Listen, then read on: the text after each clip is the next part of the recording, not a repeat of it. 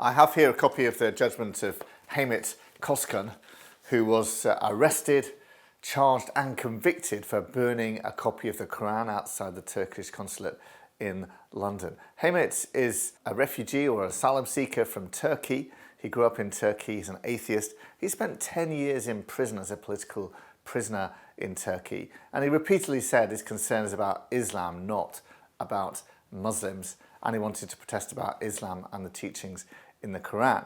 Hamit burnt a copy of the Quran outside that Turkish consulate, and quite soon someone came out and argued with him and insulted him, threatened to kill him, went back into his building, got a knife and came and violently assaulted him, and he was left needing hospital treatment after being assaulted by two people for what he did.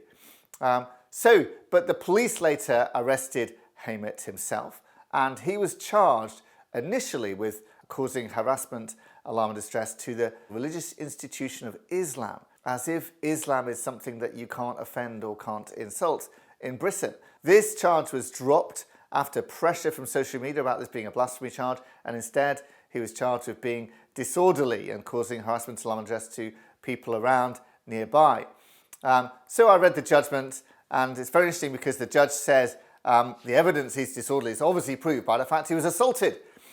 So people got angry and upset, and therefore he must be guilty of disorder. Well, is that right? If you're assaulted, does that make you a criminal because you've been assaulted by somebody? Because Muslims are violent in their protection of their religion, does that mean you get to be a criminal for insulting it? Whereas because Christians would not attack somebody who burns the Bible or insults Christianity, then Christianity doesn't get the same protection from the police. Is that the right logic here?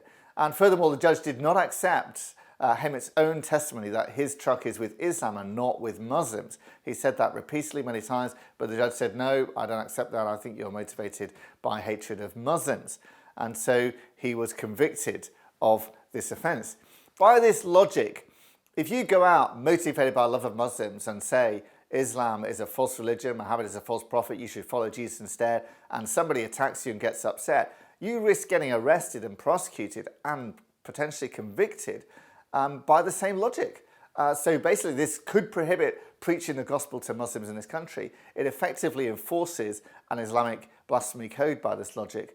And so this is where we are now. The police can arrest you if you insult Islam, the Crown Prosecution Service will charge you, and judges will convict you for insulting Islam. And that's the situation in Britain today. I hope his appeal succeeds. I hope the judges, the police and the CPS learn a lesson from it. But at the moment, this is where we are, that you risk being convicted for actions that may be deemed to insult Islam.